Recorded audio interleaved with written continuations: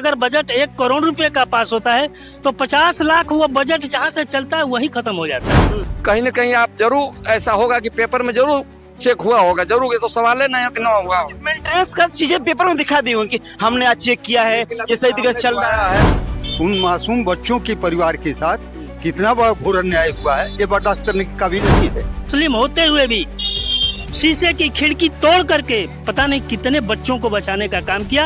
ये बातें आप लोग मीडिया में नहीं आएगा और लोगों के सामने नहीं आएगा। सवाल उस जिंदगी का है जो उन मासूमों के साथ खेला गया है। क्या सरकार इसका जवाब देगी?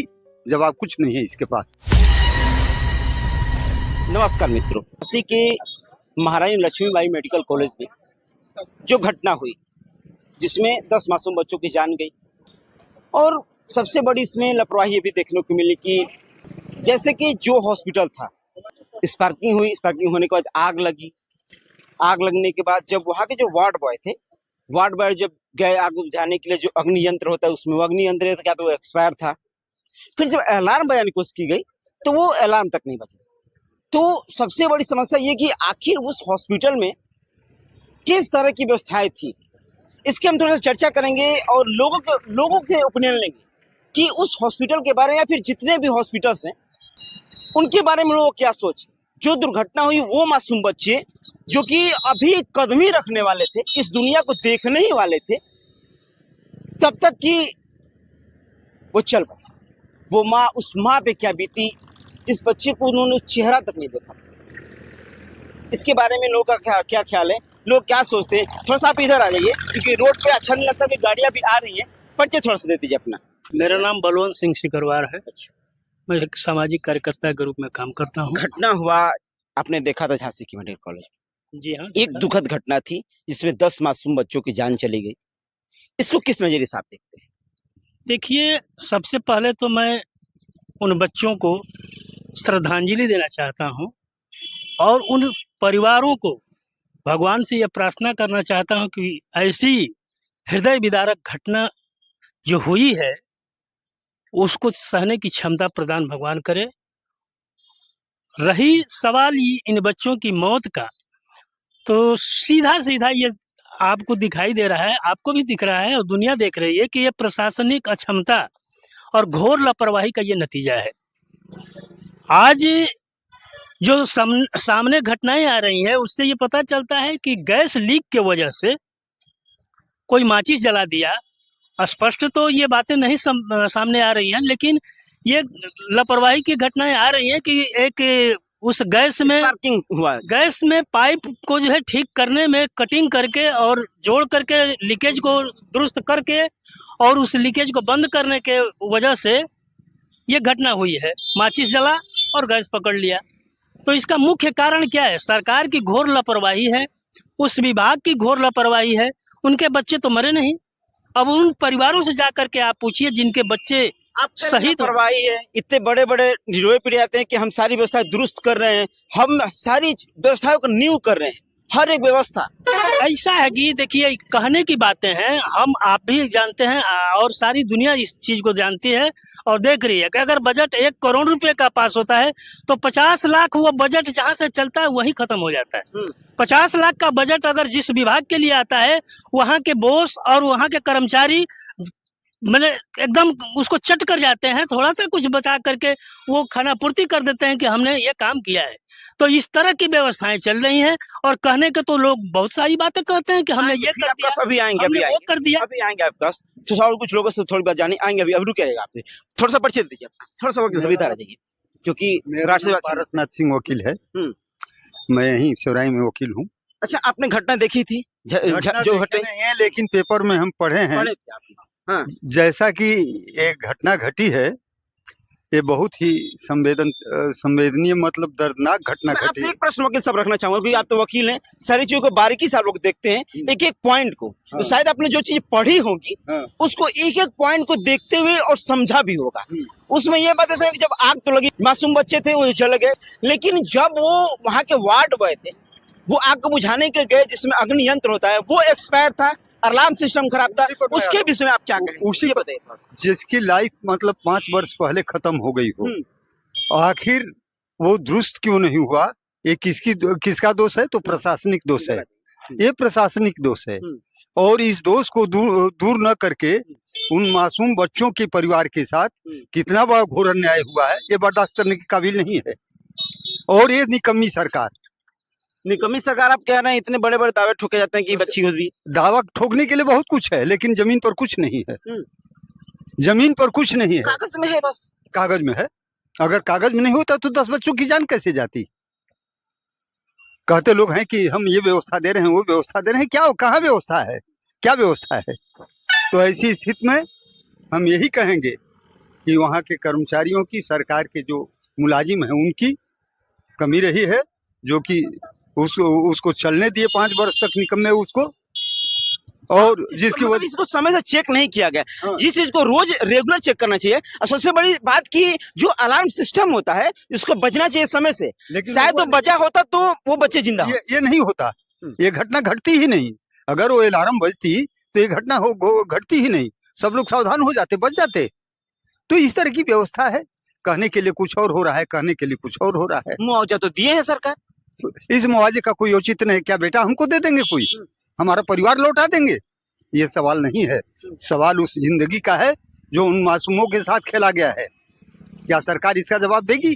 जवाब कुछ नहीं है इसके पास। सबसे बड़ी बात कि एक सरकारी हॉस्पिटल में, जो कि अब के लिए कहा जा रहा है कि लोग भी विश्वास करें कि सरकारी हॉस्पिटलों में अच्छी व्यवस्थाएं चल रही है, लेकिन शायद अंदर की व्यवस्था कितनी खराब है ये लोगों को नहीं मालूम। ये तो स्पष्ट दिखाई रहा है क्या व्यवस्था है।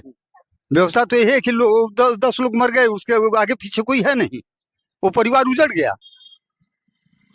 10 रुपया हमको दे देंगे तो क्या हमारा परिवार आ जाएगा? हमारे परिवार को सांत्वना मिल जाएगी।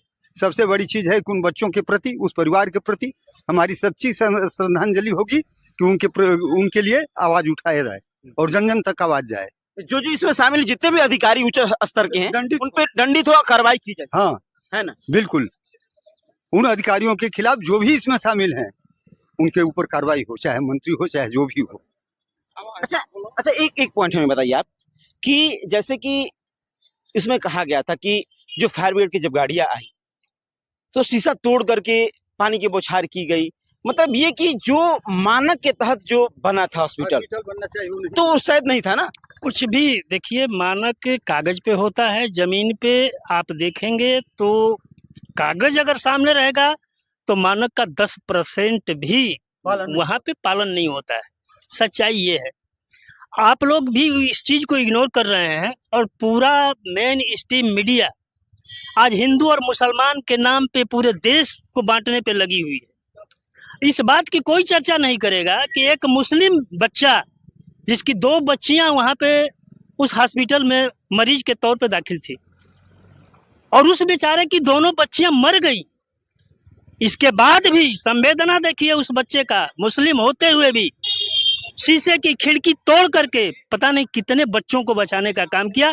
ये बातें आप लोग मीडिया में नहीं आएगा और लोगों के सामने नहीं आएगा, इसलिए कि एक मुस्लिम ने ऐसा काम किया है। सच्चाई ये है, यहाँ पे मानवता मर गई है, जातिवाद की भावना, धर्म की भावना आ गई हर जगह। इसी को जो है हाईलाइट किया जा रहा है, क्योंकि ये लोग वोट के पुजारी हैं, वोट के व्यापारी हैं।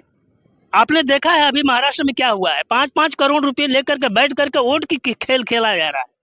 तो इन लोगों को वोट से मतलब है, बच्चों के स्वास्थ्य से न मतलब है और न ही लोगों से मतलब है। इंसानियत खत्म हो गई, इंसानियत नाम की चीज है ही नहीं है इस सरकार में।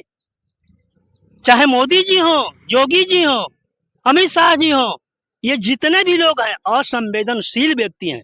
जैसे कि एक मिनट ये बताइए, जैसे कि कहा जाता है कि अभी फिलहाल एक बहुत बड़ा एक प्रोपेगेंडा चल रहा है कि बटोगे तो कटोगे। आप इसको किस नजर से देख रहे हैं? आखिर ये क्यों चलाया जा रहा है? बटोगे तो कटोगे मतलब क्या है? क्या ये भारत एक नहीं है? क्या यहाँ के लोग एक नहीं है? क्या हिंदू मुस्लिम एक नहीं? एक्चुअली ये जो थोड़ा सा दीजिए। मैं आलोक कुमार उपाध्याय, एक सामाजिक कार्यकर्ता हूँ। अच्छा। मेरा ये कहना है कि जो ये राजनीति करने वाले लोग हैं, अपने राजनीति के लिए हम समाज को बांटने का काम कर रहे हैं। मैं एकदम साफ स्पष्ट शब्दों में कहना चाहता हूँ कि इनको अपना राजनीति के लिए कुछ भी होगा। रही बात, आपने एक बहुत बड़ा मुहिम जो चलाया है अभी हॉस्पिटल में जो अनियमितता आई है, चूंकि मैं फायर सेफ्टी एनवायरनमेंट से डिप्लोमा हूँ, आप तो बखूबी इस चीज को जानते भी हो।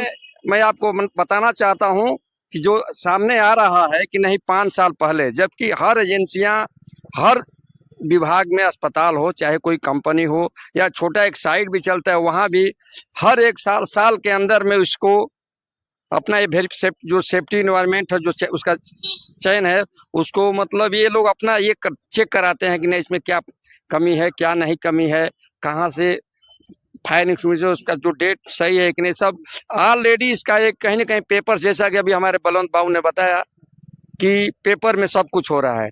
कहीं ना कहीं आप जरूर ऐसा होगा कि पेपर में जरूर चेक हुआ होगा, जरूर, ये तो सवाल है नहीं कि ना हुआ। मेंटेनेंस का चीजें पेपर में दिखा दी होंगी कि हमने आज चेक किया है, ये सही तरीके से चल रहा है। तो रही बात, मैं चाहूंगा कि हमारे जो बच्चे, नौनिहाल बच्चे जो कि अभी दुनिया में कदम रखने वाले, में अभी जैसा कि आपने कहा है पैर रखने वाले थे, उससे पहले उनका मौत हो गया असामयिक। मैं सर्वप्रथम उन लोगों को आखिर में ये सच्ची श्रद्धांजलि देना चाहूंगा। पूछेंगे आपसे कुछ सवाल। ये चाहूंगा कि जो भी इसमें सुरक्षा की जो फायर का जो सेफ्टी का मैटर है, इसमें तो सर्वप्रथम उनको दोषी देना चाहिए, उनके ऊपर कठोर से कठोर कार्रवाई करनी चाहिए कि जो इसको देख रेख करने वाला जो है, उसका जो प्रशासनिक व्यवस्था है हॉस्पिटल का, उनके ऊपर सर्वप्रथम जरूर कार्रवाई होनी चाहिए, जो भी इसमें शामिल। हाँ जरूर। आपने एक खबर सुनी होगी, इधर थोड़ा सा इधर आ जाएंगे तो बढ़िया रहेगा, रोड पे अच्छा नहीं लगता है, कि झांसी में जो मेडिकल कॉलेज में दुर्घटना हुई, इसमें मासूम बच्चों की जान गई, वो बच्चे जो कि अभी इस दुनिया को देखने वाले, वो माँ, किसी का एक बच्चा, पहला बच्चा था, वो खो दिए।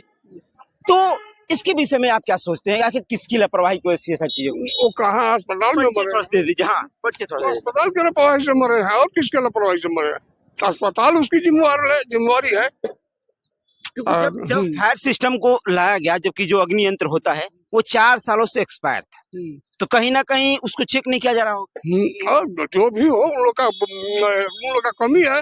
उन लोग को अपना जब वहाँ काम नहीं किया तो उन लोग को लेकर के आना चाहिए ना, अपना सही चीज लेकर आना चाहिए मौके पर, कि दिखाने के लिए ले गए थे वहाँ।